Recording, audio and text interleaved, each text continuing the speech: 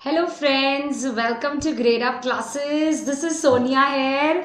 I hope that you all guys are fine, safe and healthy. और बहुत बहुत स्वागत है आप लोगों का आज के रिवीजन सेशन के अंदर. जल्दी जल्दी आ जाइए सारे. और कैसा कट रहा है भाई सबका वीकेंड? हाय सबा, हाय प्रीति, हाय रिचा, कैसे हैं सब लोग? क्या बात है, आज सारे जने धीरे धीरे आ रहे हैं बड़ी. हाँ मैम, आज आपने 12:30 बजे. हाँ आज ना मेरे सुबह से ही पता नेट नहीं था. आज सुबह से मेरे इंटरनेट नहीं था. अभी शाम को ही कोई काम चल रहा था यहाँ ना सोसाइटी में, तो तार तूर वगैरह चल नहीं रही थी. तो अभी शाम को 6:30 बजे इंटरनेट आया. जय माता दी. हेलो माधुरी, हेलो आदित्य, दीपक, आनंद, प्रतिभा, प्रीता, हाय. इस वजह से आज मैं ले नहीं पाई क्लास. यस, बहुत ही बढ़िया. अरे thank you so much Gayatri, thank you so much. बस ऐसे ही आप लोगों का प्यार बना रहे, मेरे लिए तो यही बहुत है. मेरे लिए सबसे I think gift Guru Purnima का यही है. आप लोग इतना प्यार करते हो, that is enough for me. Yes. हाँ, शिखा मैं कहती रही ना, आज सुबह से इंटरनेट ही नहीं था. आज काम चल रहा था, सुबह से इंटरनेट नहीं था, तो मुझे क्लासेस वो वाली फिर रीशेड्यूल करवानी पड़ी. मैंने मंडे शिफ्ट करी है फिर. हाँ जी. और आज का सेशन फिर अच्छा लग रहा है तुम्हें? Revision of theories. यस, चलो थैंक यू. अच्छा, अरे वाह. आज यार, आज तो शेयर करना बनता है ना. आज तो बढ़िया सेशन है. सारी थ्योरीज की एक बार क्विक रिवीजन है, इंपॉर्टेंट पॉइंट्स की. यस. जल्दी से आप लोग सारे जने एक बार ही शेयर कर दीजिए.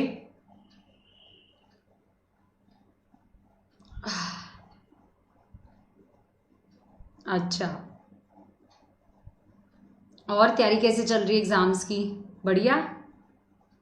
गुड इवनिंग धन से, मुकुल, विजय, नमस्कार जी, नमस्कार.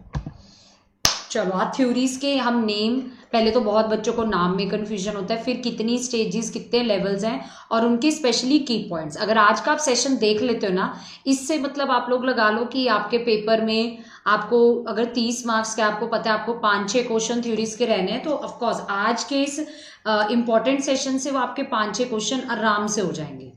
स्टेटस वगैरह लगा लो ना, आज तो स्टेटस लगा ही सकते हो. Thank you Anjal Sharma. हाँ, आज मैं बस शाम को मैं 6 बजे बैठ गई थी पीपीटी बनाने, 8:30 तक फिर बना के पता नहीं चला टाइम कैसे निकल गया. चलो बहुत ही बढ़िया. मेरे सेशंस एंड आप लोगों का टेस्ट कब है? मॉक टेस्ट कब है आप लोगों का? कल है. यस, रेडी हो फिर कल मॉक टेस्ट के लिए? उम्मीद करते कल सब बहुत बढ़िया रहे, लेकर आएंगे मार्क्स. ठीक है, वेरी इंपॉर्टेंट. मैम पीडीएफ मिलेगी. Priscilla, yes. अरे वाह, बड़े दिनों बाद दिखे प्रिसिला. यस, थैंक यू कंचन. हाँ जी अनुराधा, यस. अच्छा, लोग स्टेटस कोई देखता नहीं. अच्छा, चलो बहुत ही बढ़िया. मैम पीडीएफ तो तभी दूंगी अगर 1500 प्लस होंगे आज. हाँ, पीडीएफ तभी मिलेगी. और अच्छा, जो ऐप पर ग्रेड अप ऐप पर भी मैं फ्री सेशन लेती हूँ, वो 12:30 बजे लेती हूँ. ओके जी, बहुत ही बढ़िया. एंड ये सारे कोर्सेज चल रहे हैं यूट्यूब के. जो आपको पता है मेरे सेशंस तो बहुत इंपॉर्टेंट होते हैं, क्योंकि मैं रैंडमली ऐसे कोई क्वेश्चंस नहीं करवाती. मैं यूट्यूब के सेशंस बड़े ध्यान से लेती हूँ क्योंकि यूट्यूब पे ऐसा रहता है कि पेड बच्चा तो देख ही रहा है, फ्री बच्चा देख रहा है, और हर बार हमारे साथ नया बच्चा जुड़ता है, तो वो नए बच्चे को क्वालिटी देना बहुत ज़्यादा ज़रूरी है. Thank you Parul Pandey ji, thank you so much. हाँ प्रियंका, पढ़ रही हूँ, काफ़ी बच्चे हो गए. एक तो ये दान दून से कुछ जो भेजते रहते हैं ना, आधे तो मुझे दान ही दिखते रहते हैं कमेंट से. Thank you Savitri, thank you so much. हाँ, अविनाश मिश्रा शो कर रहा है, चलो ठीक है। कल मेगा मॉक के लिए शार्प आ जाना। अगर आप लोग लेट आओगे ना फिर मेगा मॉक का ना वो क्रेज सा नहीं रहता है। तो जब आप लोग कल टेस्ट देने आओगे आप लोग बिल्कुल एग्जैक्ट 8:30 बजे आ जाना, ठीक है। यस चलो करें थ्योरीज की रिवीजन। ये come on, ready? Copy pen लेके रख लिए या ऐसा करोगे बाद में लिख लोगे? चलो बाद में लिख लेना। ये सारी थ्योरीज में super TET, DSSB, C TET, REET, KVS, MP TET, अगर सारे बच्चे हैं ना सबके लिए हेल्पफुल है, ठीक है, सबके लिए हेल्पफुल है। चलो जी बहुत ही बढ़िया। हाँ यूजुअली ऐसे कोई सेशन कंडक्ट नहीं करवाता कि एक ही सेशन में सारी थ्योरीज की रिवीजन कराए, क्योंकि सेशन बनाने में टाइम बहुत लगता है। बट आप लोगों के एग्जाम्स आ रहे हैं तो एटलीस्ट मुझे है कि थ्योरीज में कोई क्वेश्चन गलत ना हो जाए, एटलीस्ट इसमें तो आप लोग बढ़िया स्कोर कर ही सकते हो। यस चलिए सबसे पहले हम करेंगे संज्ञान की थ्योरीज, ठीक है जी। सबसे पहले हम लोग संज्ञान की थ्योरीज करेंगे, कॉग्निटिव डेवलपमेंट। कमेंट्स में फटाफट लिख के बता दो संज्ञान की थ्योरीज किस किस की है। चलो फटाफट लिख के बता दो जो ज्यादातर पेपर में आती है। अगर तुम लोग बातें करोगे ना फिर मैं नहीं पढ़ाऊंगी, फिर मैं क्वेश्चंस कराएगा। तुम लोग बोलते हो ना मैम आप कंसेप्ट नहीं पढ़ाते, आप टॉपिक क्यों नहीं पढ़ाते? मैं टॉपिक इसलिए नहीं पढ़ाती, तुम लोग आपस में बहुत बातें करते हो। हाँ मेरे साथ नहीं बातें करते, मेरे साथ करो ना, आपस में क्यों कर रहे हो? हाँ हाँ चलो कॉग्निटिव की थ्योरीज किस किस की है? प्याजे की है, वाइकोस्की की है, और यस वेरी गुड बिल्कुल सही ब्रूनर की है ना। वाइकोस्की, प्याजे, ब्रूनर, इनकी आपकी कॉग्निटिव की थ्योरीज है। कॉग्निशन का मतलब क्या होता है? माइंड का मतलब क्या होता है? अगर हम बताओ माइंड का क्या मतलब होता है? कॉग्निशन में क्या होता है? इंसान क्या सोच रहा है, क्या याद कर रहा है, क्या समझ रहा है, ये सारी चीजें आपकी आती है कॉग्निटिव डेवलपमेंट में। हाँ जी बहुत ही बढ़िया बिल्कुल सही बात है। यस कॉग्निटिव डेवलपमेंट की ये 3 थ्योरीज हैं बेसिकली जो पेपर में पूछते हैं, प्याजे, वाइकोस्की, ब्रूनर, और इन तीनों को संरचनावाद कहा जाता है। संरचनावाद क्या होता है? इन तीनों लोगों को कंस्ट्रक्टिविस्ट थ्योरिस्ट भी कहा जाता है। कंस्ट्रक्टिविज्म बताइए जी क्या होता है?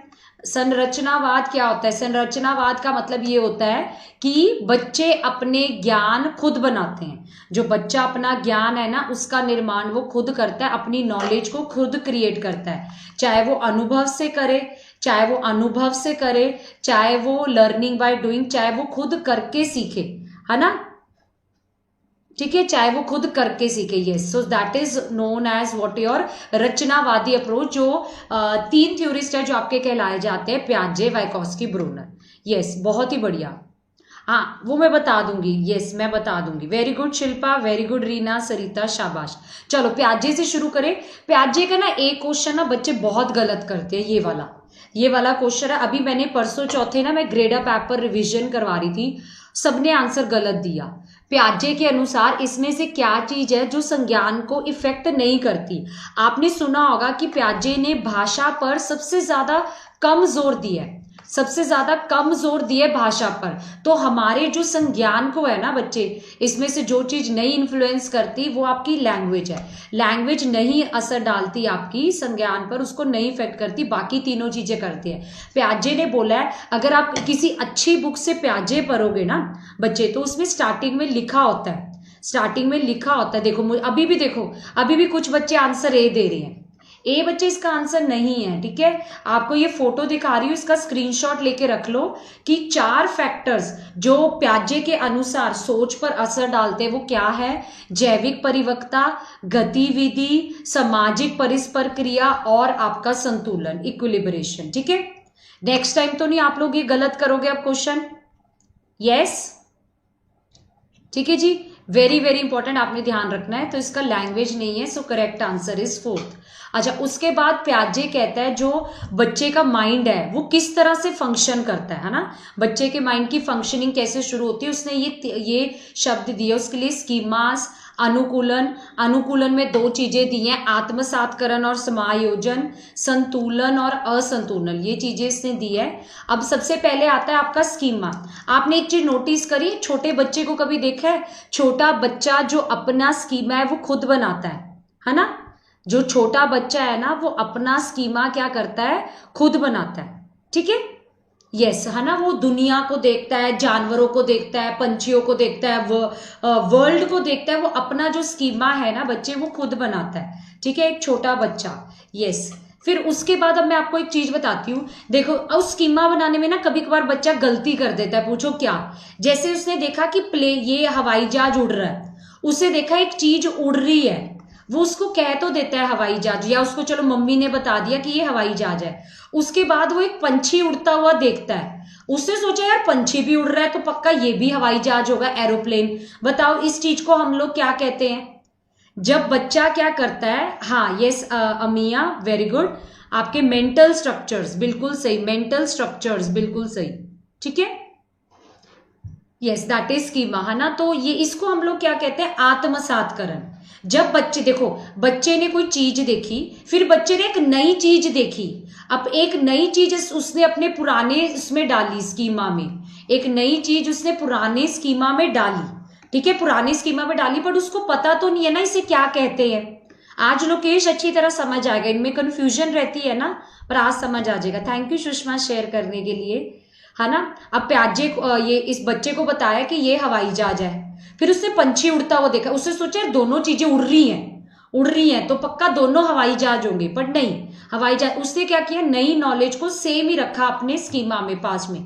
इसे आत्मसातकरण कहते हैं। परंतु अगर नहीं, वो बर्ड बोलता, ठीक है, वो कहता कि नहीं यार ये तो कोई ऐसे ऐसे कर रहा है, प्लेन तो ऐसे ऐसे करता नहीं ना, हवाई जहाज तो ऐसे ऐसे नहीं करता, पर प्लेन है, ये पंछी ऐसे ऐसे कर रहा है। अगर वो कुछ अपनी स्कीमा में कुछ नया डालता या चेंज करता तो होता समायोजन।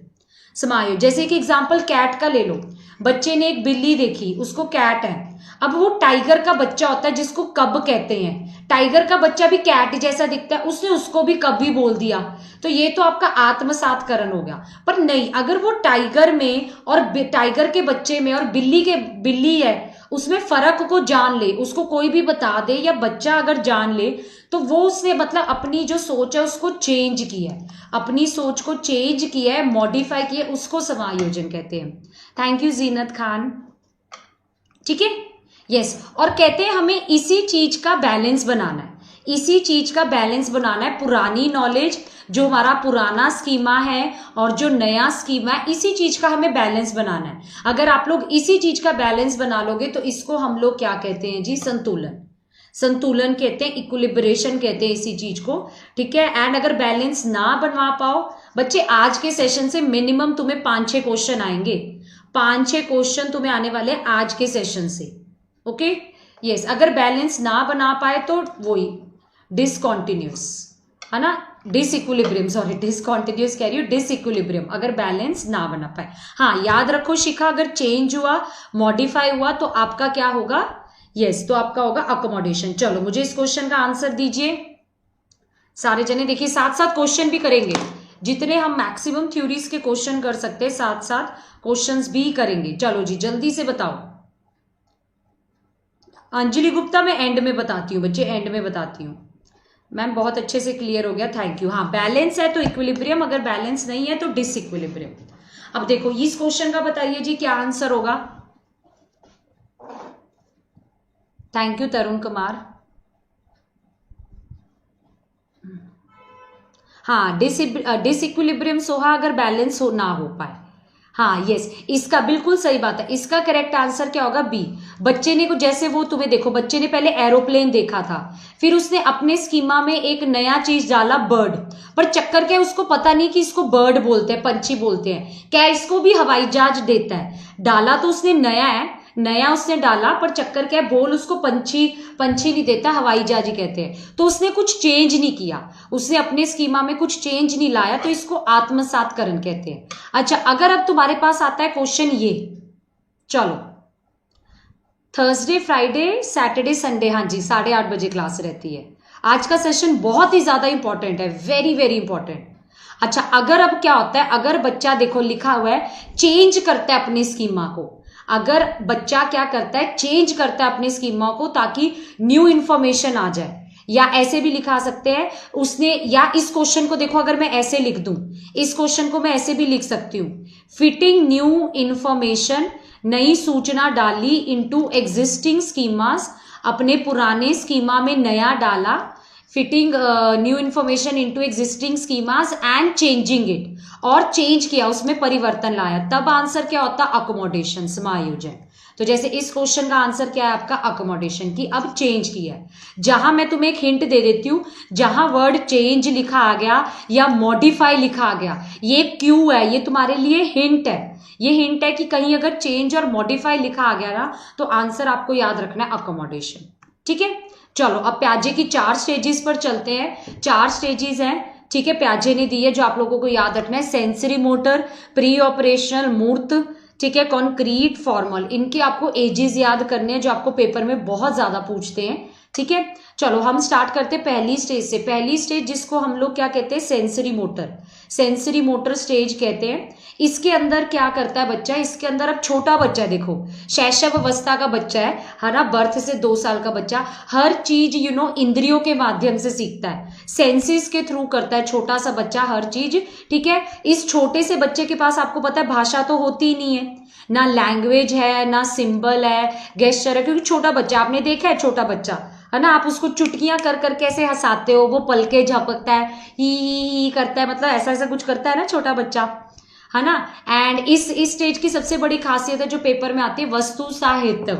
छोटे बच्चे को अगर उसको तुम जैसे उसके साथ हम वो गेम खेलते हैं पीकअपू, पीकअपू एक गेम होती है, वो चाहत वाली गेम ना, बच्चे को लगता है कि चाहे उसको चीज दिख नहीं रही, वो है, वो मम्मी उसके साथ ऐसे करती है ना, चाहत, है ना, मम्मी ऐसे करती है, तो उसको लगता है कि यार मम्मी पीछे है, चाहे मम्मी चली गई, चाहे मम्मी, है ना, चली गई, पर बच्चे को ऐसा लगता है कि मम्मी पीछे छुपी हुई है शीशे के, वो पक्का आएगी। सो दैट इज वस्तु साहिब। तो इस स्टेज में हमें सेंसेस के थ्रू बच्चा सीखता है, भाषा, सिंबल, गेस्चर कुछ भी नहीं होता है ना। एंड आपका यह क्या है, जन्म से 2 साल का बच्चा है, तो इसमें वस्तु साहित्य होता है। ओके, सो ये आपका होता है सेंसरी मोटर में। एंड इसके अंदर 6 आपकी सब स्टेजेस होती हैं, ये आपको याद रखना है, इसके अंदर आपकी 6 आपकी सब स्टेजेस होती हैं। वो मैं आज नहीं पढ़ाऊंगी, किसी और दिन डिटेल में पढ़ाऊंगी उसको, क्योंकि काफी टाइम लगता है, वैसे तो वो काफी कम आती है, बट ये मैं आपको किसी दिन वो भी डिटेल में पढ़ाऊंगी। ठीक है, चलो दूसरी स्टेज है आपकी पूर्व संक्रियात्मक अवस्था। इसकी भी 2 सब स्टेजेस होती हैं, प्री कंसेप्चुअल एंड इंट्यूटिव। इसमें बच्चा आता है 2 से 7 साल का बच्चा। अब 2 से 7 साल के बच्चे के पास भाषा भी आ गई।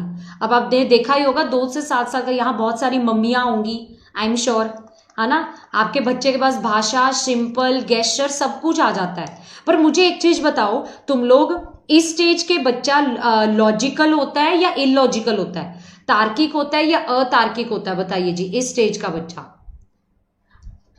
हाँ, इस स्टेज का बच्चा क्या होता है? यस, आपका इलॉजिकल होता है। बच्चे हम लोग मोटा मोटा रिवीजन कर रहे हैं। यस, जो पॉइंट मैं आपको फिलहाल आज के सेशन में वो बता रही हूँ जो आपके पेपर में आएंगे ही आएंगे पॉइंट्स।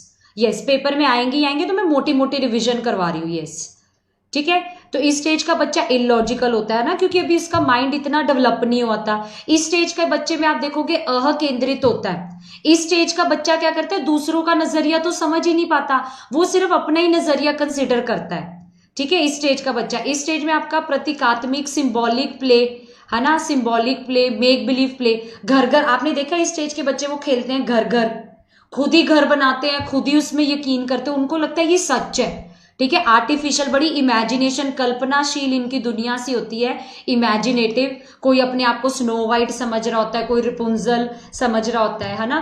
एंड इस स्टेज के बच्चे में क्योंकि अभी देखो तार्किकता इतनी डेवलप नहीं होती, तो इस बच्चे की सोच अभी इरिवर्सिबल होती है। इस स्टेज का बच्चा कुछ भी उल्टा तो कर नहीं सकता। उसको तुम बोलोगे 5 + 3 + 6 + 7 कितना है, या उसको उल्टा करके बोल दो 6 + 7 + 3 + 5 है, बट उसको नहीं समझ आएगा, बेचारा घूम जाएगा। इस स्टेज का बच्चा, हाँ यस बिल्कुल सही, केंद्रीकरण होता है, हर चीज का एक ही नजरिया देखता है, हर चीज का सिर्फ एक ही फैक्टर देखता है, एक ही पॉइंट देखता है। इस स्टेज का बच्चा क्या होता है आपका, यस इलॉजिकल होता है, बिल्कुल सही। मेक बिलीव प्ले, हाँ, वो गुड्डे गुड़ियों के साथ खेलना, है ना। यस, सिंबॉलिक, सिंबल गेस्चर अब समझ जाता है बच्चा। यस, सिंबल गेस्चर अब वो बच्चा क्या करता है, सब समझ जाता है। तो ये इसकी स्टेज की कुछ मुख्य बातें हैं जो आपको याद रखनी है। ठीक है, अच्छा अब आते हैं मूर्त की बात करें। मूर्त वाला कॉन्क्रीट ऑपरेशन 7 से 11 का बच्चा। अब पहली चीज है ये वाला बच्चा हो जाता है भाई तार्किक, यहां बच्चा आके लॉजिकल हो जाता है, आपको ये ध्यान रखना है। हाँ हाँ सच, एनिमिज्म भी था, ये भी एक इंपॉर्टेंट पॉइंट था। बच्चा हर नॉन लिविंग चीज को लिविंग बना देता है, हर नॉन लिविंग चीज को बच्चा क्या कर देता है, लिविंग कर देता है। जैसे आपने देखा है गुड़ियों वगैरह के साथ खेलता है, टॉयज वगैरह, उनको लिविंग मानता है बच्चा, यस, उनमें जान डाल देता है, बिल्कुल सही। अब थर्ड स्टेज का बच्चा तार्किक हो जाता है, पहली बात तो ये, ठीक है। इस स्टेज का बच्चा अब हर चीज को रिवर्स कर सकता है, उल्टी कर सकता है, रिवर्सिबल कर सकता है, हर चीज को क्रमबद्ध में लगा सकता है, सीरियल ऑर्डर में। आप उसको कोई भी चीज दे दो, वेट, हाइट, ठीक है, साइज के अकॉर्डिंग बच्चा हर चीज को सीरियल ऑर्डर में लगा देगा, ठीक है। दूसरी बात, बच्चा हर चीज की क्लासिफिकेशन कर देगा, वर्गीकरण। तुमने उसको बोलोगे चल पीले फूल लगा, नीले फूल लगा, बच्चा हर चीज की वर्गीकरण कर देगा। इसमें आपको किस तरह की सोच दिखती है, मूर्त सोच, कॉन्क्रीट है तो इसमें थिंकिंग भी आपकी कैसी है, मूर्त सोच है। जितना बच्चा दिखाई दे रहा है सिर्फ उतना ही लॉजिकल होता है। अब जैसे तुम लोग ये पढ़ते हो, क्या कहते हैं, तुम लोग ज्योमेट्री पढ़ते हो, अलजेब्रा, तुमने नोटिस किया ज्योमेट्री और अलजेब्रा के पीछे कंसेप्ट होता है, ज्योमेट्री और अलजेब्रा के पीछे क्या होता है, कंसेप्ट होता है। वो कॉन्क्रीट थिंकिंग में नहीं आता, वो एब्स्ट्रैक्ट में आता है। कॉन्क्रीट थिंकिंग होती है जो हमने देखा उतना हमने समझा, ठीक है। जो कॉन्क्रीट मूर्त सोच होती है जो रियल लाइफ, जो हमें अनुभव हुआ है, जो हम देख रहे हैं उतना समझा। और इस स्टेज में और क्या होता है, संरक्षण होता है। संरक्षण पिछली स्टेज में नहीं आता, इस स्टेज में आता है संरक्षण। वो पानी वाला एग्जाम्पल, बच्चा समझ जाता है कि 2 बीकर आपने सेम लिए, दोनों में सेम पानी भरा है ना, ठीक है, परंतु एक लंबा बीकर ले लो, एक लंबा, देखो पानी तो उतना ही है ना, पानी तो उतना ही है। आपने एक लंबा बीकर ले लिया परंतु पानी तो उतना ही है ना, चाहे पानी ऊपर तक आए। थर्ड स्टेज का बच्चा क्योंकि तार्किक होता है ना, वो समझा सकता है, वो समझा सकता है कि मैम आपने क्या किया है, आपने सिर्फ पानी तो उतने ही, आपने बीकर बदला है। ये सेकंड स्टेज का बच्चा नहीं बता सकता, सेकंड स्टेज में संरक्षण नहीं होता है, थर्ड स्टेज में होता है, ठीक है। यस, ये तो ये जो मैंने लिखे ये सारे, ये इनकी सारी खासियत है, ये मेन पॉइंट्स आते हैं, क्रमबद्ध, वर्गीकरण, संरक्षण, रिवर्सिबल, ठीक है, डीसेंटरिंग। पहले पिछली स्टेज में क्या थी, केंद्रीकरण था, अब डीसेंट्रेशन हो जाएगी बच्चे की। अब वो हर चीज के 4, 5, 10 पहलू देख सकता है, ओके। अच्छा, चौथी स्टेज में आ जाओ। चौथी स्टेज किशोर अवस्था से स्टार्ट हो जाती है, 11, 12 ऑनवर्ड्स। इस स्टेज में क्या आता है, इस स्टेज में वो देखिए अमूर्त चिंतन। पिछली स्टेज में क्या था, मूर्त चिंतन। इस स्टेज में फ्रेंड्स आपका क्या है, अमूर्त चिंतन, ठीक है। इस स्टेज का बच्चा परिकल्पना कर लेता है। आप उसको अगर कोई भी प्रॉब्लम दोगे ना, उसका पहले वो तुम्हें खुद 5 सोल्यूशन बता देगा, कोई भी प्रॉब्लम के पहले वो खुद 5 सोल्यूशन बता देगा। इस स्टेज में आपका क्या होता है, हाइपोथेटिकल थिंकिंग, ठीक है, परिकल्पना, ये आपको याद रखना है, हाइपोथेटिको डिडक्टिव रॉड और अमूर्त चिंतन। यस, ये स्टेज के मुख्य पॉइंट्स हैं, ठीक है। और ये एक इंग्लिश वालों के लिए बढ़िया फोटो मुझे मिली, एक अगर शॉर्ट रिवीजन करनी हो ना, तो ये शॉर्ट रिवीजन के लिए काफी बढ़िया फोटो है कि किस किस में क्या क्या आता है, ठीक है। आई होप आप लोगों को मेन पॉइंट्स क्लियर हो गए होंगे ना प्याजे के, कौन सी स्टेज में क्या क्या आता है। चलो इस क्वेश्चन का आंसर दो, दांत बाद में निकालो। और तुम लोग शेयर नहीं कर रहे, आगे से नहीं मैं तुम लोगों को पढ़ाऊंगी, आगे से बस मैं क्वेश्चन कराऊंगी। आप लोग शेयर तो कर नहीं रहे सेशन को, इतना इंपॉर्टेंट सेशन है ना, आप लोग सपोर्ट नहीं करते हो ना, तभी मैं टॉपिक नहीं पढ़ाती हूँ। आज तो कम से कम 1500 प्लस कर दो।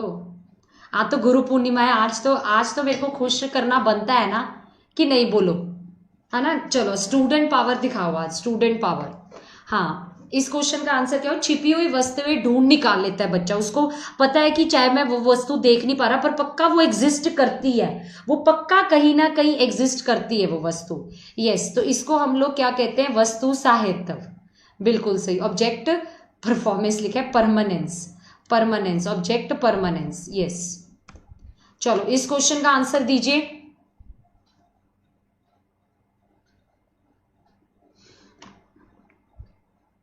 जूली, हाँ, अपनी डीएलएड या बीएड के कोई भी ग्रुप्स में डाल दो ना, बच्चा इस सेशन को देखेगा तो वो पक्का खुश होगा। चलो, प्री ऑपरेशनल के बच्चे संरक्षण नहीं समझ सकते, क्यों नहीं समझ सकते बताओ। सेकंड स्टेज के बच्चे वो पानी वाला कंसेप्ट क्यों नहीं समझ सकते, क्योंकि जो सेकंड स्टेज के बच्चे हैं, है ना, क्योंकि जो सेकंड स्टेज के बच्चे हैं ना, वो आपके क्या है, मैंने आपको बताया था, वो इलॉजिकल होते हैं, वो कोई भी चीज को रिवर्स तो कर ही नहीं सकते, वो कंसेप्ट तो समझ ही नहीं सकते, है ना। यस, बिल्कुल सही। तो इसका करेक्ट आंसर क्या है आपका, that is what, third, okay. चलो यस, बहुत ही बढ़िया। अच्छा देखो, एक प्याजे देखो रिवीजन भी होगी, प्याजे रिवीजन भी होगी। चलो आ जाओ, वाइकॉस्की करते हैं रिवाइज, फिर वाइकॉस्की के 5-6 क्वेश्चन करेंगे, ठीक है। चंद्रिमा घोष, ये मैं बाद में बताती हूँ। यस, वाइकॉस्की की किसकी थ्योरी है? संज्ञानात्मक विकास की। वाइकॉस्की भी एक रचनावाद है। वाइकॉस्की देखो कितनी अच्छी पीपीटी बनाई है मैंने तुम लोगों के लिए, कभी देखी ऐसी पीपीटी आप लोगों ने? अच्छा वाइकॉस्की, अच्छा भाषा और विचार के बारे में बताना, वाइकॉस्की क्या कहते हैं? वाइकॉस्की क्या कहते हैं, पहले भाषा आती है या पहले विचार आता है? और प्याजे क्या कहते हैं बताओ? हाँ बताइए बच्चे। इंडक्टिव थर्ड में आता है प्रीति, डिडक्टिव फोर्थ में आता है। यस, इंडक्टिव डिडक्टिव वैसे प्रीति कॉन्क्रीट ऑपरेशन से स्टार्ट हो जाता है प्रीति। यस, प्याजे की जो थर्ड स्टेज है।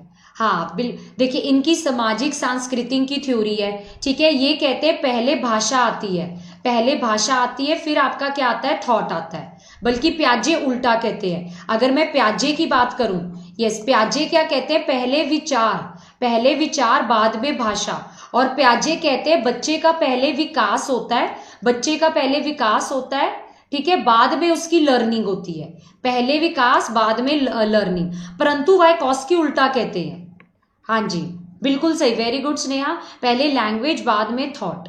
थैंक यू वंदना शर्मा। हाँ, पहले लर्निंग बाद में आपका विकास। यस, और ये जो वाइकॉस्की है, वाइकॉस्की क्या कहते हैं, पहले आपकी स्पीच होती है आउटर स्पीच। बच्चा, क्योंकि इसकी सामाजिक सांस्कृतिक थ्योरी ने कहता है बच्चा बाहर से सीखता है, धीरे धीरे जब बच्चा बाहर से सीखता है उसके बाद वो इतना ट्रेंड हो जाता है, इतना ट्रेंड हो जाता है कि उसकी स्पीच क्या बन जाती है, प्राइवेट स्पीच, व्यक्तिगत स्पीच। फिर वो खुद बोल बोल कर चीजें ढूंढता है, ठीक है। सो प्राइवेट स्पीच के लिए, व्यक्तिगत वाक्य के लिए वाइकॉस्की को बहुत माना जाता है। यस, ठीक है। एंड वाइकॉस्की के ये 3 कंसेप्ट है जो पेपर में आएंगे ही आएंगे, ठीक है। तुम्हारे कितने थे सीटेट में नंबर बताओ? तुम्हारे सीटेट में नंबर कितने थे पहले, 70 थे या 80 थे? 70 या 80 इतने नंबर हो गए ना। पर तुमको चाहिए कितने, तुम्हारी इच्छा कितनी है? 150 या एक, चलो 140 लगा लो। तुम्हारे पहले 70 या 80 नंबर थे, है ना, पर तुम्हारी इच्छा क्या है, तुम्हें 140 नंबर चाहिए। तो अब तुम्हें बताओ, तुम सेशन किसका देख रहे हो, ग्रेड अप का, है ना, ग्रेड अप का सेशन देख रहे हो। तो मैं देखो, मैं एज ए टीचर पूरी जी जान लगा रही हूं, मैं एज ए टीचर पूरी जी जान लगा रही हूं कि तुम्हें यहां से मैं यहां खींच के पहुंचा दूं, जैसे मर्जी तुम्हें खींच के मैं यहां तक पहुंचा दूं। ये तुम्हारा लेवल है, ये तुम्हारा पोटेंशियल है ना। मैं कोशिश कर रही हूं, तुम्हें दिन रात कोशिश कर रही हूं कि तुम्हें यहां तक ले आऊं। तो इसको कहते हैं संभावित विकास का क्षेत्र। जो ये तुम्हारा गैप है ना, तुम्हारा पोटेंशियल ये है, पर कोशिश की जा रही है कि तुम्हें यहां लाया जाए। इस गैप को क्या कहते हैं, संभावित विकास का क्षेत्र, ठीक है। Thank you Anu. एंड तुम्हें जो मैं हेल्प दे रही हूं, जो मैं तुम्हें हेल्प कर रही हूँ, देखो यूट्यूब पे कितने बढ़िया सेशंस प्लान कर रही हूँ, सपोर्ट दे रही हूँ, गाइडेंस कर रही हूँ, है ना। ये इसको हम लोग क्या कहते हैं, ढांचा निर्माण, स्कैफोल्डिंग। और तुम्हें गाइडेंस दे कौन रहा है? यस, मैं दे रही हूँ। तो मैं तुम्हारे लिए क्या हो गई, MKO, अधिक जानकार है अन्य। हाँ प्रतिभा बहुत ही बढ़िया। यस मैम, मेरे 77 थे। अच्छा, अरे वाह, चलो इस बार सबको, आज वैसे भी गुरु पूर्णिमा है, सबको गॉड ब्लेस। जितने भी बच्चे आज सेशन देख रहे हैं ना, परमात्मा करे सबके ऊपर ब्लेसिंग्स है कि सबके सीटेट में सबके ही 120 प्लस नंबर आए, है ना। उनको हमें और ग्रेड अप पूरी हेल्प कर रहा है कि यहां से यहां तक तुम्हें पहुंचा दे, ठीक है। यस, ओके, पूरी कोशिश की जा रही है। और अच्छा पता है, आधे बच्चे ये नहीं पढ़ते वाइकॉस्की का, आधे बच्चे ये नहीं पढ़ते वाइकॉस्की की। तुम्हें पता है क्लास में क्या एप्लीकेशन है? ये क्वेश्चन आते हैं CS में, DSSS में, KVS में। वाइकॉस्की की एप्लीकेशन है, क्योंकि वाइकॉस्की कहता है बच्चा समाज से सीखता है, समाज से सीखता है ना। तो ये सामूहिक अधिगम, सहयोगी अधिगम, सहायक अधिगम, एक दूसरे से सीखना, और पारस्परिक शिक्षण। पारस्परिक शिक्षण है जो आप और मैं कर रहे हैं। तुम लोग बोली जा रहे हो, मैं भी बोली जा रही हूँ, है ना। तुम लोग बोलते रहते हो, बीच में बातें करते रहते हो, मेरे से सवाल पूछते रहते हो, है ना। तुम मेरे से सवाल पूछते रहते हो, मैं जवाब देती रहती हूँ। तो ये जो हमारी आपस में तालमेल चल रहा है, इसको हम लोग क्या कहते हैं फ्रेंड्स, पारस्परिक शिक्षण, ठीक है। चलो आंसर दो मुझे आप लोग, इनमें से कौन सा वाइकॉस्की के सामाजिक सांस्कृतिक सिद्धांत पर आधारित है? मैम हमें भी ब्लेस कर दो। अरे हाँ, जो हाँ DSSS का पेपर आने वाला है, तो आप सबको ब्लेसिंग्स, सबको ब्लेसिंग्स मेरी तरफ से कि सब लोग जितने भी मेहनत कर रहे हैं दिन रात जो लगे हुए मेहनत कर रहे हैं ना, वो पक्का मेरिट लिस्ट में आ जाए। यस, तो देखो इसमें ये स्किनर की है, वाइकोस्की की थ्योरी का नाम है कल्चरल सोशल कल्चर थ्योरी, ये भी गलत है, ये भी गलत है। सो पारस्परिक शिक्षण है ना, पारस्परिक शिक्षण, यस बिल्कुल सही। चलो इस क्वेश्चन का आंसर दो। अध्यापिका ने ध्यान दिया कि पुष्पा अपने आप किसी एक समस्या का समाधान नहीं कर पाती है, तो वो क्या करती है, वो किसी अडल्ट से हेल्प लेती है। तो बताइए इस हेल्प को हम लोग क्या बोलते हैं, इस मार्गदर्शन को हम लोग क्या बोलते हैं? चलो बताओ। हाँ वेरी गुड, बिल्कुल सही, बहुत ही बढ़िया। इस हेल्प को हम लोग क्या बोलते हैं? स्कैफोल्डिंग, सहारा देना या ढांचा निर्माण। शाबाश। चलो इस क्वेश्चन का एग्जाम्पल दो। स्कैफोल्डिंग का इसमें से सबसे बेस्ट एग्जाम्पल क्या है? चलो बताओ। हाँ जी गरिमा, अरे बच्चे सबको ही ब्लेसिंग्स, जिसकी भी आप एग्जाम की तैयारी कर रहे हो। बट आज मुझे भी तो खुश कर दो शेयर करके। चलो इसका सही आंसर दो। ये इस क्वेश्चन का आंसर बहुत बच्चे गलत देकर आए थे, बहुत बच्चे ना इस क्वेश्चन का आंसर काफी जने गलत देकर आए थे। ओके सो यस, इस क्वेश्चन का सही बनता है स्कैप ढांचा निर्माण का बेस्ट है। बच्चे इसका ए आंसर टिक कर। बच्चे देखो स्कैप फोल्डिंग तुम्हें पता है हेल्प होती है, और ये तुमने सुना होगा जो स्कैप फोल्डिंग है ये तुम्हारी स्थायी हेल्प है, मतलब टेम्पररी हेल्प है, कुछ टाइम के लिए बच्चे को दी जाती है फिर हटा लेते हैं। तो जो स्कैप फोल्डिंग है एक तरह से जैसे बच्चे को हिंट देना, क्यू देना। यस, इसका करेक्ट आंसर आपका फोर्थ है। यस बिल्कुल सही। अब पेरेंट्स है, बच्चे को साइकिल चलाना सिखाते हैं ना, तो थोड़ा बहुत बताते हैं ना, बाकी तो बच्चा फिर धीरे धीरे खुद कर ही लेता है ना। यस, तो इसका करेक्ट आंसर फोर्थ है। चलो वाइकोस्की के अनुसार बताइए बच्चे कैसे सीखते हैं? वाइकोस्की के अनुसार आप बताइए बच्चे कैसे सीखते हैं? बहुत ही बढ़िया क्वेश्चन।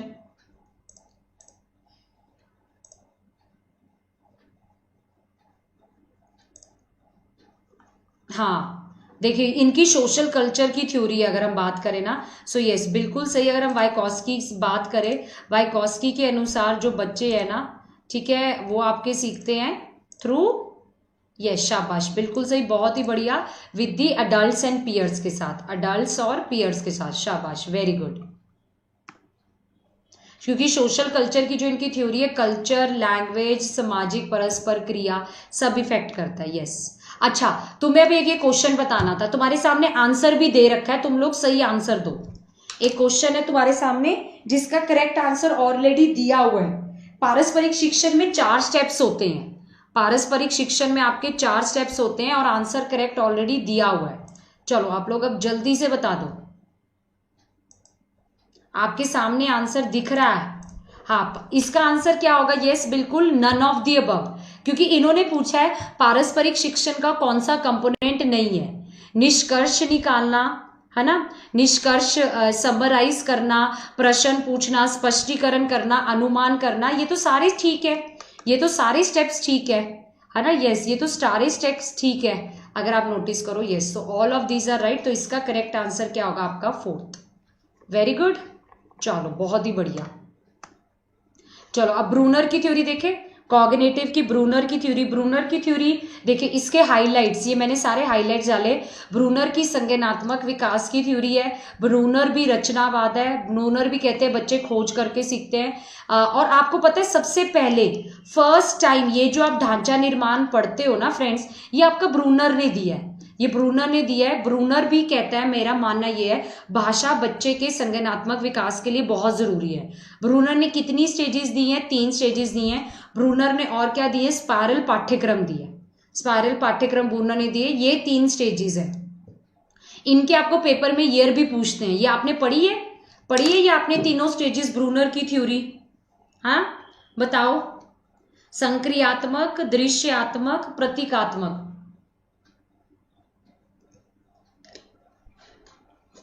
किस किस ने पढ़ी है ये ब्रूनर की थ्योरी?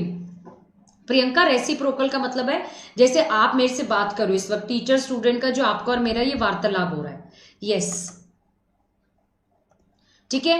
पहली स्टेज कहती है बच्चा सीखता है क्रियाएं करके, क्रिया करके, थ्रू सेंसेस, थ्रू क्रियाएं सीखता है। दूसरी स्टेज कहती है बच्चा सीखता है थ्रू पिक्चर्स और इमेजेस। और तीसरी स्टेज कहती है 6 साल ऑनवर्ड्स बच्चा बड़ा हो जाता है, वो सीखने लगता है थ्रू भाषा के थ्रू या सिंबल्स के थ्रू। यही आपकी तीनों स्टेजेस है, संक्रियात्मक, दृश्यात्मक, प्रतीकात्मक। यस, ठीक है, बहुत ही बढ़िया। हाँ, स्पाइरल का मतलब होता है जैसे आप एनसीईआरटी देखे, नई चीज सीखने के लिए पुरानी चीज आना बहुत ज्यादा जरूरी है। नई चीज स्पाइरल पाठ्यक्रम ये होता है, जब बच्चे को टीचर नया पढ़ा रही है ना, तो उसको पुराना भी पढ़ाना काफी ज्यादा जरूरत है, पुराना भी रिवाइज। और धीरे धीरे एक चीज से लेके हम लोग टफ चीज करते रहते हैं, टफ चीज बच्चे को पढ़ाते रहते हैं। यस, ठीक है, चलो ब्रूनर भी होगी, छोटी सी थ्योरी है ब्रूनर की। यस, आ जाओ अब इंटेलिजेंस की थ्योरीज। चलो फटाफट एक्टिव हो जाओ गाइस, कम ऑन। एक बारी और शेयर दबा दो, देख लो कोई टेलीग्राम ग्रुप रह गया जिसमें तुम लोग शेयर कर सकते हो। फटाफट एक बारी और। अब इंटेलिजेंस देखो, कॉग्निटिव की तीनों थ्योरीज रिवाइज होगी। मजा आया या नहीं? ठीक है, बताओ।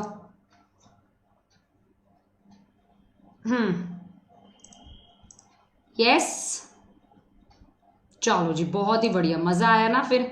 यस, अब आपकी हम लोग चलते हैं इंटेलिजेंस थ्योरीज। किस किस को पसंद है? किस किस को पसंद है इंटेलिजेंस थ्योरीज? लगता किसी को नहीं पसंद, मुझे भी ये कमी अच्छी लगती है। इंटेलिजेंस थ्योरीज 2 हिस्सों में बांटी हुई है। हाँ करिश्मा, सीडीपी बाय ग्रेड अप। ठीक है, एक तो आपकी फैक्टर थ्योरीज है। आधे क्वेश्चन तो आपको पता है सीटेट के अंदर ना, CTET, KVS, D triple S B, आधे क्वेश्चन तो यही होते हैं। तुम्हें मैंने बताया आज के सेशन से तुम्हारे 6 नंबर तो पक्के हैं, 6 मार्क्स तुम्हारे पक्के हैं आज के सेशन से। 6 नंबर या 7 नंबर थ्योरीज के हर एक एग्जाम वालों के पक्के हैं। यस, है ना, डेफिनेटली। तो ये सारी तुम्हारी फैक्टर थ्योरीज है, ये तुम्हारी सारी फैक्टर थ्योरीज है। किस किस ने कौन सी थ्योरीज दी है? ठीक है, कैटल एंड हॉर्न, ये कॉग्निटिव की थ्योरीज है। Cattell and Horn, Jensen, Campione Brown, Sternberg, Gardner, ये सारी आपके। इनमें से अब मैं आपको जो इंपॉर्टेंट वाली है वो देख लेते हैं। इंपॉर्टेंट, स्पीयरमैन ने मुझे बताओ कितने फैक्टर्स दिए हैं? स्पीयरमैन ने आपके 2 फैक्टर दिए। हाँ बिल्कुल सही, एक जी फैक्टर और दूसरा आपका एक्स फैक्टर। एक सामान्य जर्नल एबिलिटी और दूसरी आपकी स्पेसिफिक एबिलिटी। यस, स्पीयरमैन की थ्योरी आपकी 2 factor theory of intelligence. Good, okay. अच्छा, उसके बाद थॉर्नडाइक ने दी है मल्टी फैक्टर थ्योरी। थॉर्नडाइक ने 3 टाइप्स की इंटेलिजेंस दी है, ये मूर्त बुद्धि, अमूर्त बुद्धि और सामाजिक बुद्धि। थॉर्नडाइक ने ये 3 टाइप्स की इंटेलिजेंस दी है। फिर उसके बाद आते हैं थर्स्टन। थर्स्टन का भी क्वेश्चन बहुत आता है, इसका भी बड़ा फेमस क्वेश्चन है जो आता है ना। यस, इसका भी काफी थर्स्टन ने आपकी दी है 7 टाइप्स की। थर्स्टन का आपको पेपर में क्वेश्चन पूछता है, इसने कितनी मेंटल एबिलिटीज दी है? प्राइमरी मेंटल एबिलिटीज दी है 7 दी है बच्चे, 7। और ये 7 के नाम प्लीज आप लोगों को याद करने हैं जो आप लोगों को दिख रही है। ठीक है, हाँ, यस, ओके। अच्छा, गिलफोर्ड, एक गिलफोर्ड का ना बहुत बच्चों को नहीं पता। आपको पता है गिलफोर्ड के आज भी कुछ बच्चे ना 120 फैक्टर टिक करते हैं, बट आपको पता है अपडेट हो गए हैं गिलफोर्ड के। पता है अपडेट हो गया फैक्टर, पहले 120 थे, फिर 150 हुए, और अब लेटेस्ट बताओ कितने हैं?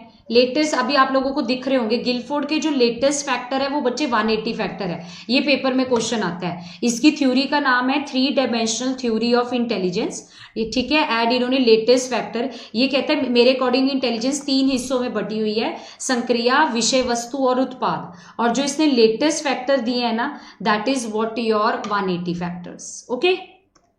अच्छा, हार्वर्ड गार्डनर तो चलो भाई ये तो आनी है, ये तो पेपर में आनी है। यस, ठीक है, ये तो पेपर में आनी है। हार्वर्ड गार्डनर ने बताओ 8 टाइप की इंटेलिजेंस दी है या 9 टाइप की? कितनी है? एनसीईआरटी में कितना मेंशन्ड है? एनसीईआरटी में कितना मेंशन्ड है? हार्वर्ड गार्डनर ने आपके कितने टाइप्स की इंटेलिजेंस दी है? 8 टाइप्स की दी है।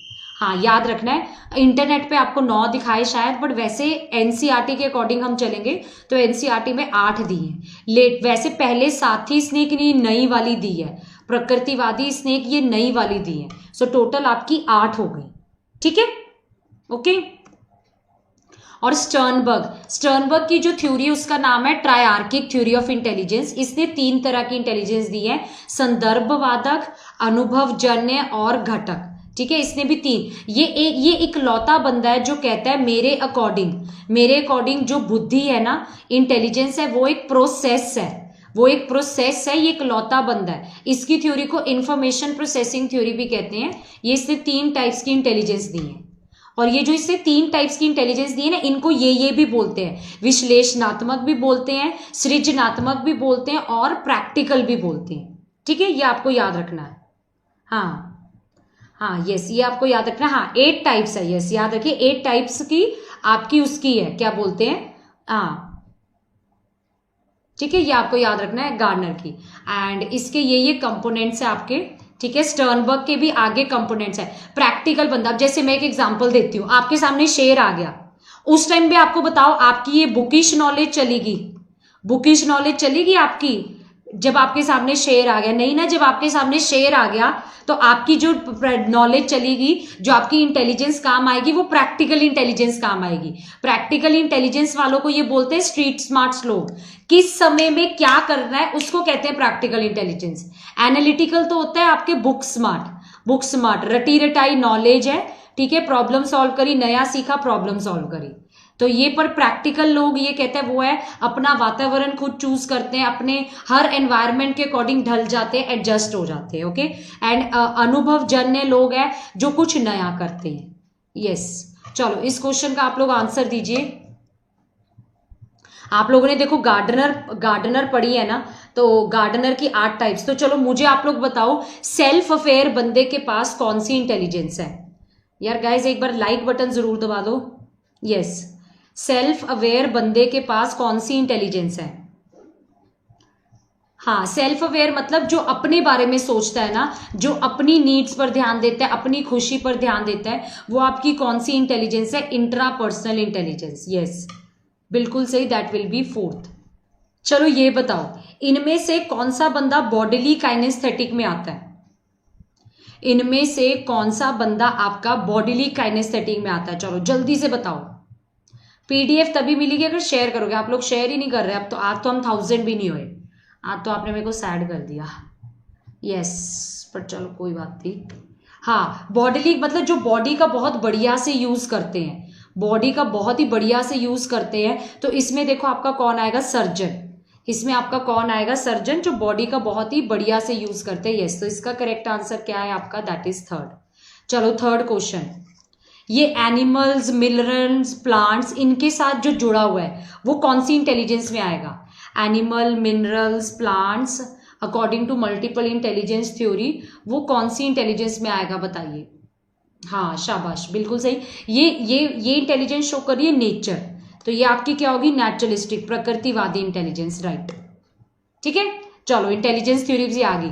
मोटिवेशन की थ्योरीज की बात करते हैं। देखो मोटिवेशन की थ्योरीज वैसे तो बहुत सारी है, इसका सारे जने स्क्रीनशॉट ले लीजिए, सारे जने इसका एक बार स्क्रीनशॉट ले लीजिए। यस, ये मोटिवेशन की थ्योरीज ना 2-3 क्वेश्चन में तुम्हें पेपर दिखेंगे, क्वेश्चन दिखेगा, कौन सी किसने दी है, तुम्हें 2-3 ऐसे क्वेश्चन पेपर के अंदर दिखेंगे, है ना।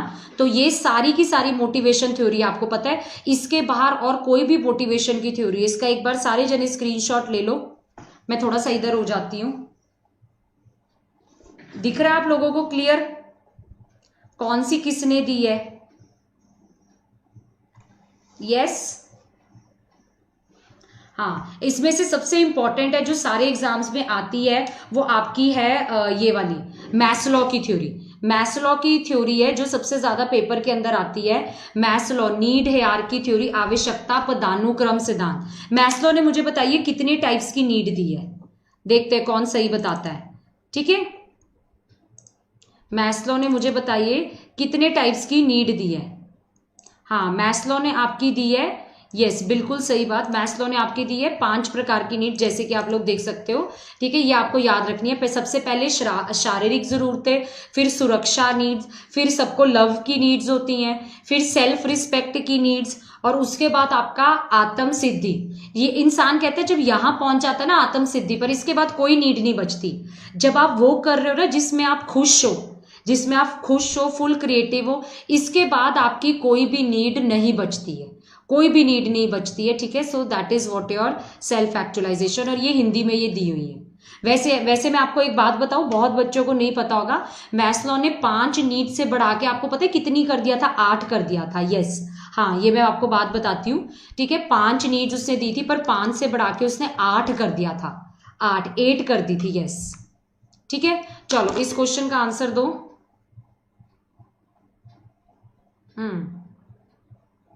क्या होगा इसका आंसर, बताओ। हम नीड के, हाँ याद रखो, मोटिवेशन के साथ हमेशा जो भी वर्ड इंटरचेंज यूज होता है मोटिवेशन के साथ, दैट इज, वो आपने ध्यान रखना है क्या है आपका? नीड, आवश्यकता।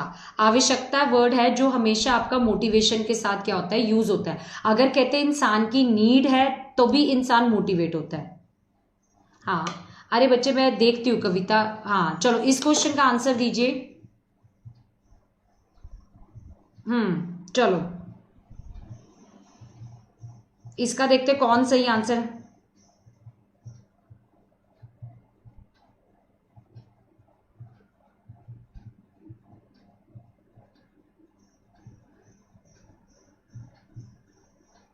बताइए। हाँ बिल्कुल सही। देखो हालांकि वो कह रहे विक्रम बत्रा के वो नहीं करना चाहिए था, पर विक्रम बत्रा ने खुशी खुशी किया।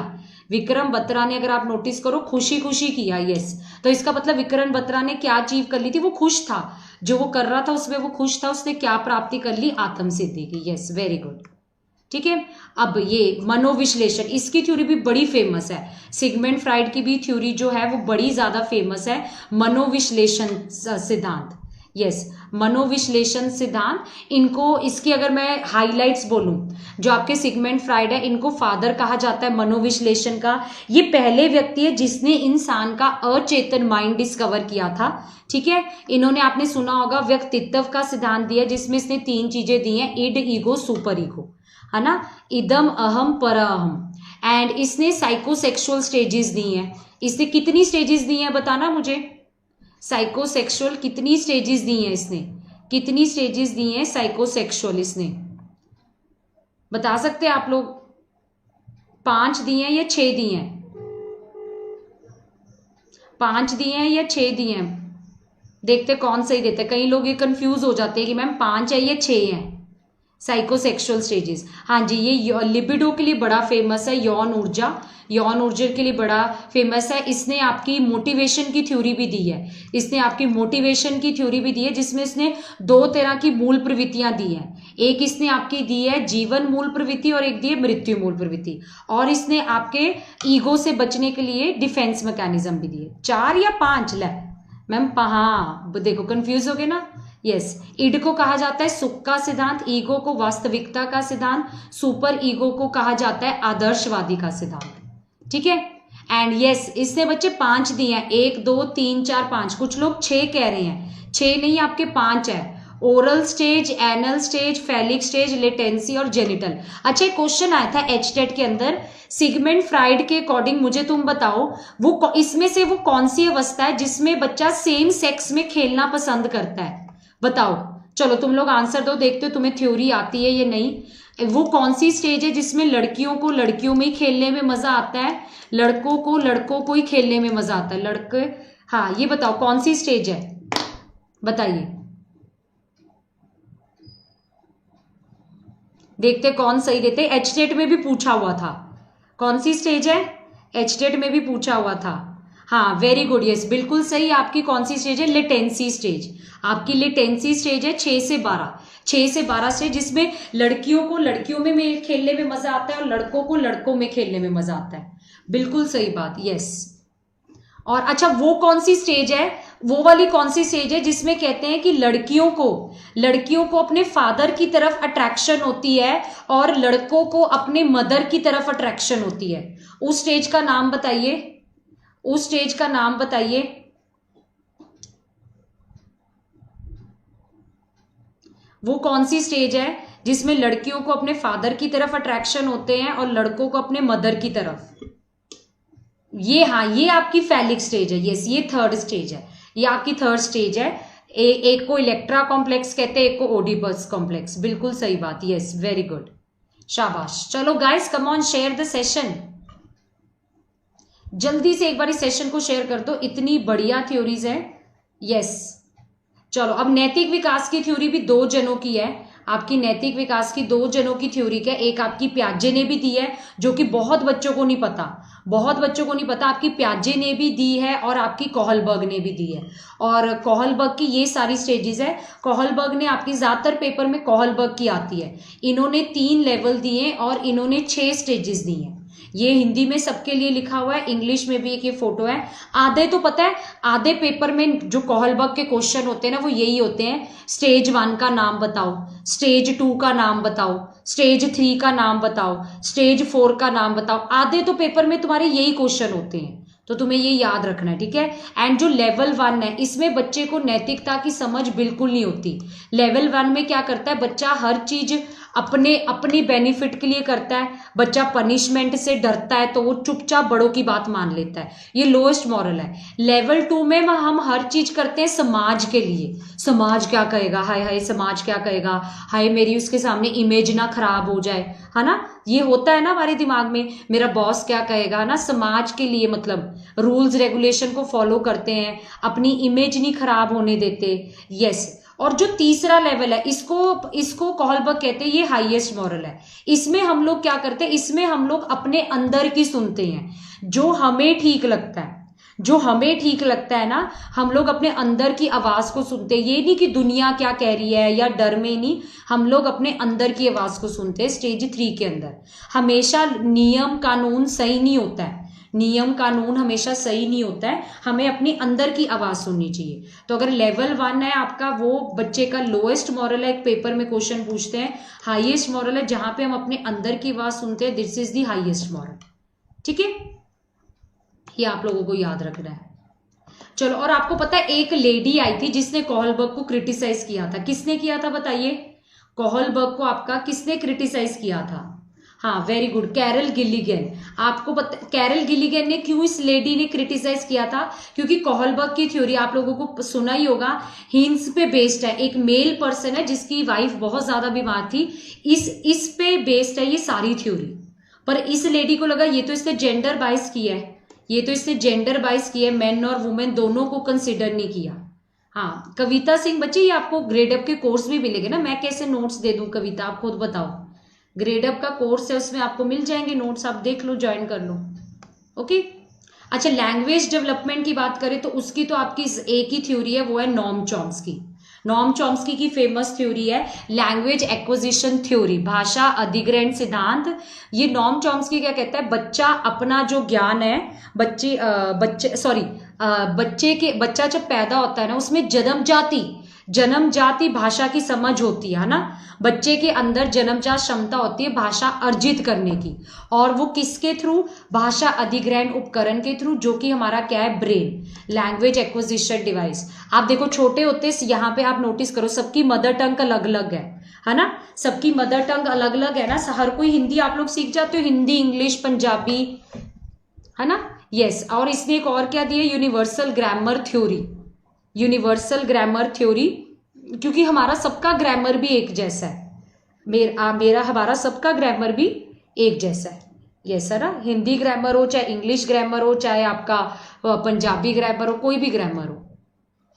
अच्छा, अब नेक्स्ट आपकी आती है व्यवहारवादी थ्योरीज। व्यवहारवादी थ्योरीज किस चीज की बात करती है, व्यवहारवादी थ्योरी बात करती है अनुबंधन की, कंडीशनिंग की बात करती है, उद्दीपक प्रतिक्रिया की बात करती है, कि बच्चा कुछ जैसे आपके देखिए, मैंने आपको बताया कोई भाषा की बात कर रहा है, कोई संज्ञान की बात कर रहा है ना, ठीक है, कोई संज्ञान की बात कर रहा है। पर व्यवहारवादी थ्योरीज है वो बात करती है या तो उद्दीपक प्रतिक्रिया की, या ये थ्योरीज आपकी बात करती है किसकी, अनुबंधन की। एंड बिहेवियर थ्योरीज में आपके कौन आते हैं, थॉर्नडाइक, पैवलव, ग्यूथरी, स्किनर, ठीक है, ये लोग आते हैं आपके इसके अंदर बिहेवियर थ्योरीज में। आपको एक पेपर में क्वेश्चन आता है जो बड़ा फेमस है, व्यवहारवादी के बताइए जी फादर कौन है ना, फटाफट बताइए आप लोग, व्यवहारवादी के फादर कौन है।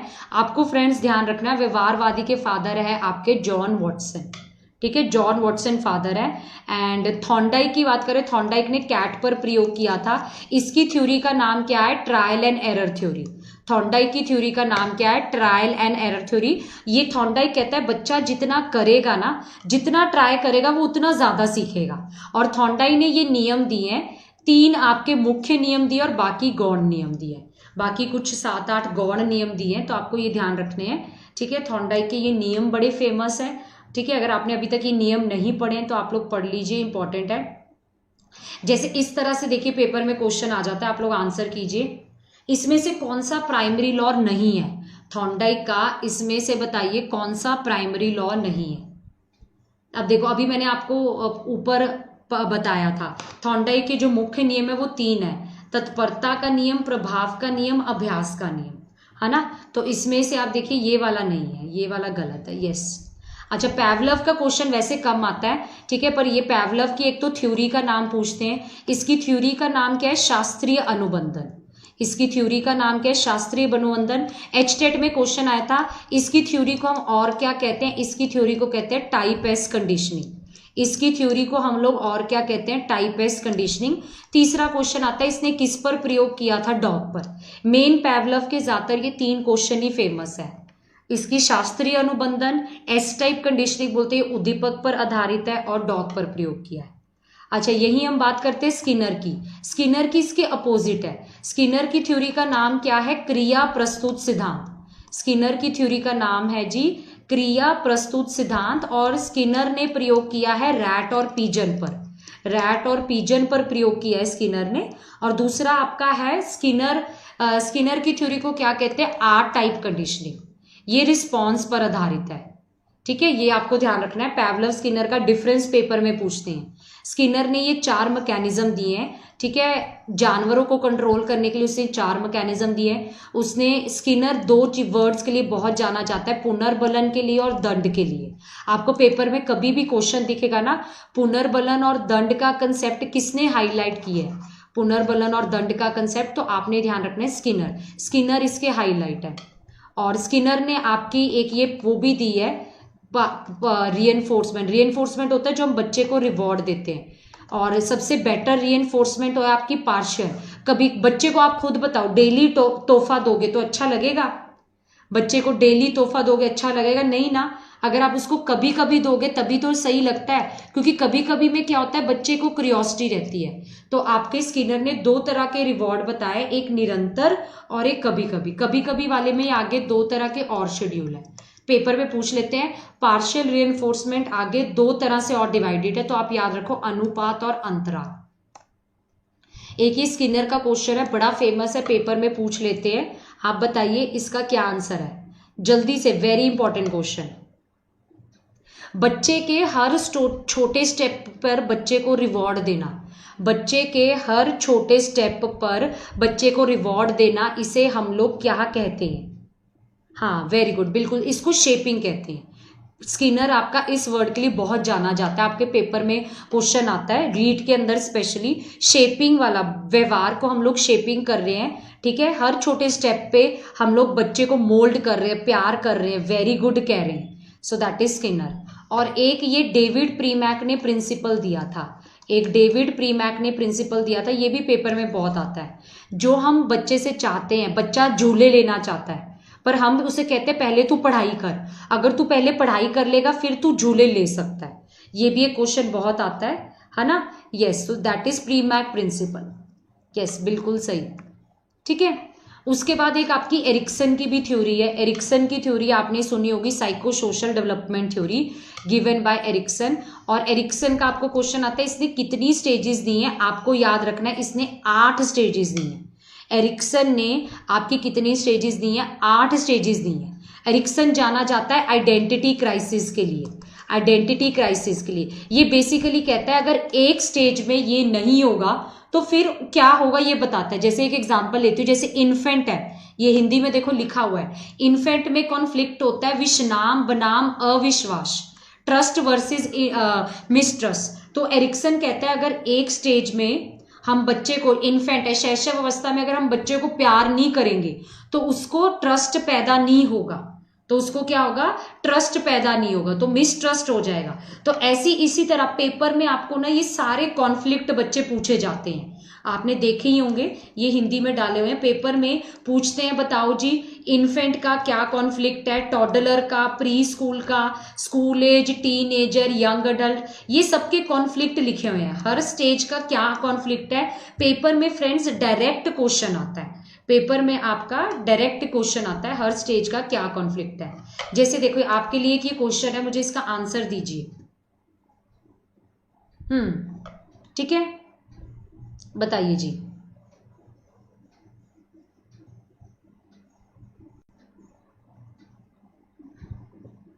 बताओ, हाँ वेरी गुड, ये बिल्कुल सही। देखो ये बिहेवियर में है। देखो आधे, मैंने वही बोला ना, आधे क्वेश्चन तो क्या होते हैं कि आपको स्टेजेस के नाम याद करने हैं।